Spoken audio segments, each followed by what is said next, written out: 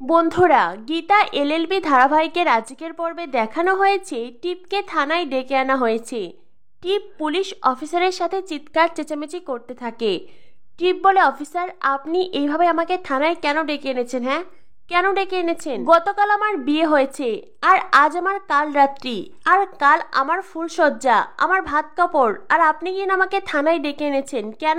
কিসের জন্য? আমাকে দেখে কোন অ্যাঙ্গেল থেকে আপনার ক্লাউন মনে হয় বলুন? অফিসার তখন টিপকে বলে, আপনি এইভাবে চিৎকার করে কথা বলবেন না, এটা থানা।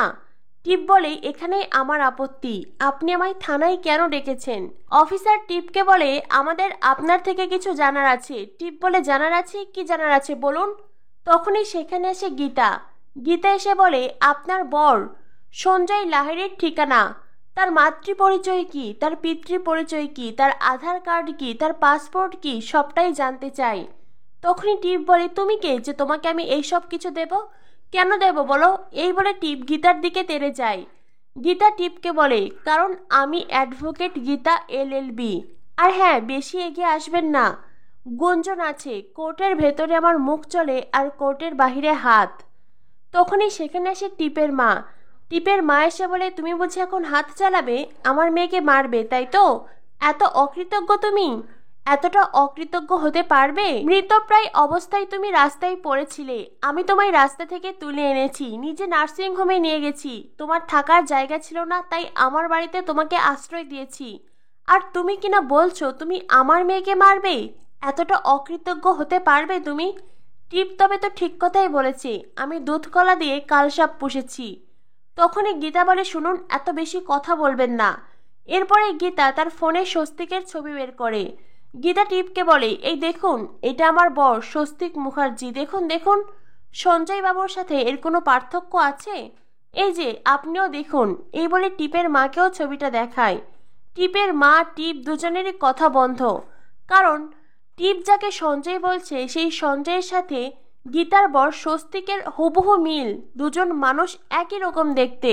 টিপের মা বলে, দুজনের চেহারা একরকম হতে পারে, কিন্তু সঞ্জয় যে স্বস্তিক তার কি প্রমাণ আছে দেখো? তুমি এইভাবে আমার মেয়ের সংসার ভাঙতে পারবে না। তখনই সেখানে আসে অগ্নিজিৎ মুখার্জি। অগ্নিজিৎ মুখার্জি বলে, আমরা কেউই আপনার মেয়ের সংসার ভাঙতে চাই না, শুধুমাত্র আমরা সঞ্জয়ের পরিচয় জানতে চাই।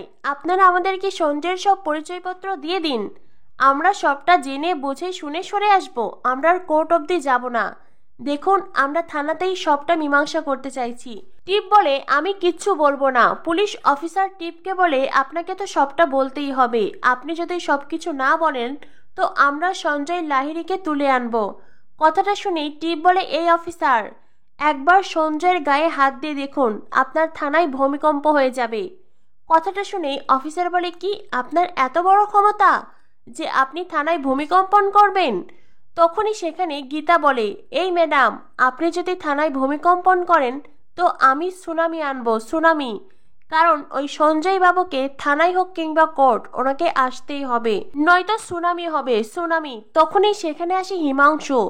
হিমাংশু আগেই সঞ্জয়ের বেলের কাগজ নিয়ে এসেছে, কারণ হিমাংশুর মনে হয়েছে সঞ্জয় গ্রেফতার হতে পারে। যেটা দেখে অগ্নিজিৎ মুখার্জি অবাক হয়ে বলে, হিমাংশু তুমি? হিমাংশু বলে, হ্যাঁ আমি, শুধু আমি একলাই নয়, আমার সাথে আরো একজন আছে। তখনই থানায় আসে ভোজন মিত্র। ভোজন মিত্রকে দেখে অগ্নিজিৎ আর গীতা আরো অবাক হয়ে যায়। ভোজন মিত্র টিপকে বলে, আপনি কোনো চিন্তা করবেন না ম্যাডাম, আমি এই দুজন উকিলের নারী নক্ষত্র সব জানি, এদের দুর্বলতা কোথায় সেটাও জানি, তাই এই কেসটা তো আমিই নিচ্ছি, আপনি কোনো চিন্তা করবেন না। এরপরেই টিপের মা সবাই ওখান থেকে চলে যায়। অগ্নিজিৎ বলে, তার মানে কি টিপের এই কেসটা ভোজন মিত্র লড়বে? তবে কেসটা যেই লড়ুক না কেন, সবার আগে আমাদের এটা জানতে হবে, শিওর হতে হবে ওই সঞ্জয় বাবুই স্বস্তিক কিনা। এরপরে গীতারা ওখান থেকে চলে যায়। পুলিশ অফিসার বলে, আপনারা যত যাই বলুন, ওই সঞ্জয় লাহিড়ীর সাথে আমি একবার দেখা করবই। অন্যদিকে দেখানো হয় কাভিয়া কৃপানকে বলে, স্বস্তিক ফিরে এসেছে, স্বস্তিক আমাদের জন্য বিপদজনক, যে করেই হোক স্বস্তিককে সরিয়ে ফেলতে হবে। তখনই কৃপান বলে, কিন্তু ও তো বলছে ও সঞ্জয়, ও স্বস্তিক নয়, আর তাছাড়া আমাদের বিপদ কি করে? যারা স্বস্তিককে মেরেছিল তারা তো আর বেঁচে নেই। কাভিয়া বলে, উফ, তাতে কি হয়েছে? স্বস্তিককে মারার আগে আমি নিজের সাথে ফোনে কথা বলেছিলাম, তাছাড়া গীতার স্বাদের অনুষ্ঠানে আমি নিজে ছিলাম, তার জন্য আমার ফেঁসে যাওয়ার সম্ভাবনা আছে। আর তার উপরে পদ্ম নিজেই আমাদের বিরুদ্ধে সাক্ষী দেবে। তাই ঘরের শত্রু বিভীষণ ওই পদ্মকে আগে শেষ করতে হবে, আর তারপরেই সঞ্জয়কে। দেখ, ওই সঞ্জয় যাই হোক না কেন, স্বস্তিক কিংবা সঞ্জয়, তাতে আমার কি?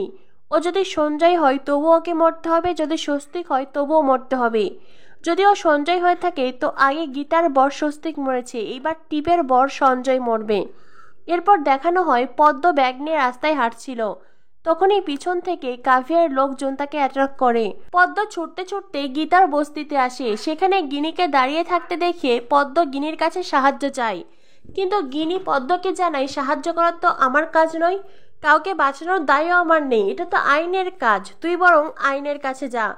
এরপরেই পদ্ম বস্তির সবার কাছে হাত জোর করে বলে, দয়া করে আপনারা আমাকে বাঁচান। কিন্তু কেউই পদ্মকে বাঁচাতে এগিয়ে আসে না। পদ্ম গীতাকে কল করে। অন্যদিকে গুন্ডারা সেখানে এলে একজন মানুষ গিয়ে প্রতিবাদ করে, গুন্ডারা তাকেও মারে।